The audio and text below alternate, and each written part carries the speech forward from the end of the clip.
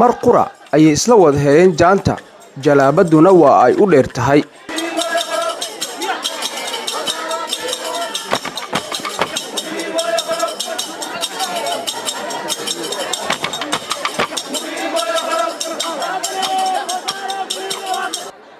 shirib ayaa loo yaqaanaa waana mid ka mid ah ciyaaraha qadiimiga ah ee laga dheelo jowhar iyo deegaanada ku teedsan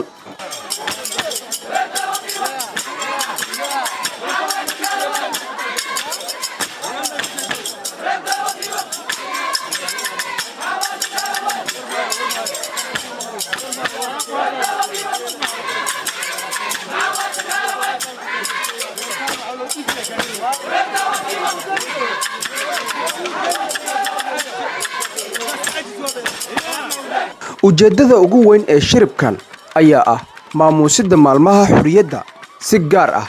60 sano guuradii ka soo wareegatay maalinkii xurriyadda iyo midowgii Soomaalida ee 1 Luulyo sida uu sharaxayo aadan muuse maanta waa maalin farxadeed waa maalin beesha shiidlo ama beesha jareerweyne ay munaasabad ay u tahay taasoo taariikhdii 1 Luulyo maanta aan dabaaldeg aan aaga dhigo hayno bisha Juun waa 29 1 Luulyo waxa ka dhiman 2 bilood beesha jareer laba maalmood beesha jareerweyne waxaan ugu baaqaynaa meel kasta ay joogaan maanta waa maalintii taariikhda 1 Luulyo 1960 waa maalintii Soomaaliya xurnimada ay qaadatay waay taas oo maanta annagana dabaaldeg ay maanta beesha shiidlo ama beesha jareerweyne ay farxad u tahay xiliyada la qabto waxay ka mid tahay waa maalinta 1 Luulyo ayaan qabanaa anaga tan mashxarad waaye waa banaanbixii Soomaaliya oo dhan aan iraahdo laakiin haddii hoos u soo dago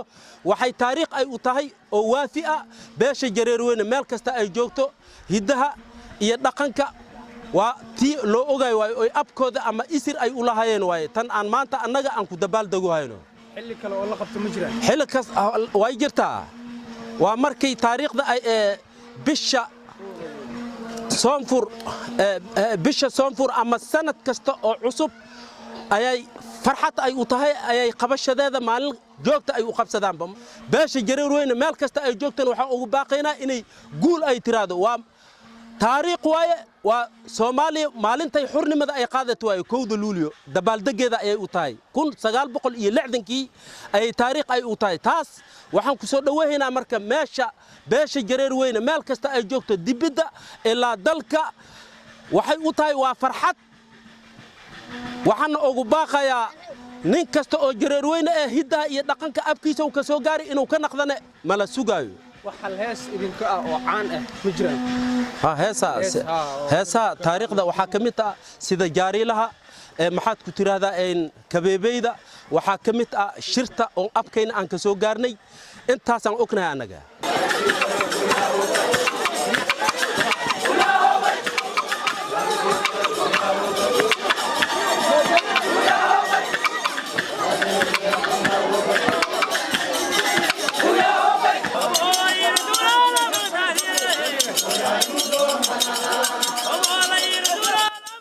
laashin ayaa loogu yeeraa ninkan shirbaya waxaana uu hogaamiyaa hadba heesta ay ku shirbayaan asxaabta ka daba shirbaysa ee daba socota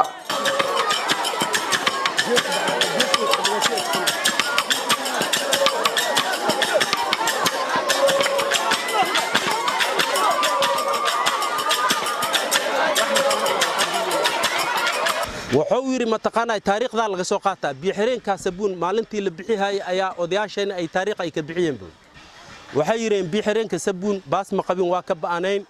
dawladayna hadii noo bixinin oo beesan noo dhiibin waxay yireen bulu bishaar maad bari lahaydeen buru iyo moyko baabuur ma soo mari laheen balad xabaatley dacaar iyo bakoola ka baxdayaas yiri baahala jiifo budda sheekh maxamed quuleed hadaan buurs loo qaataa sir ma ogtahay nimankii bilaaw manay barsiyo juudaan walaxan bartaan lagu arkin manaw heerka badawaayo boontaan la weel ay basaasan madax ku qaadaa sir laashin kayne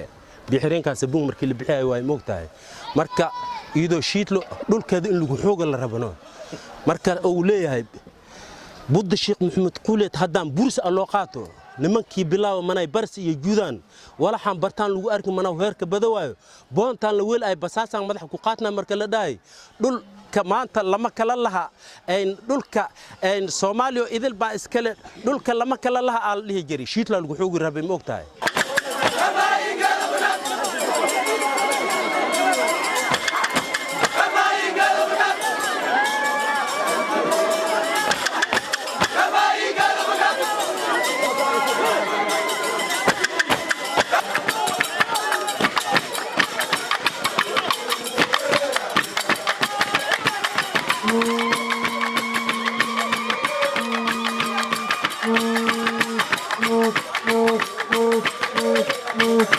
minaaninka oo dhinacayga dhulka la dhigo taladaada dhareer iyo keen waa halhays ay ku shirbaan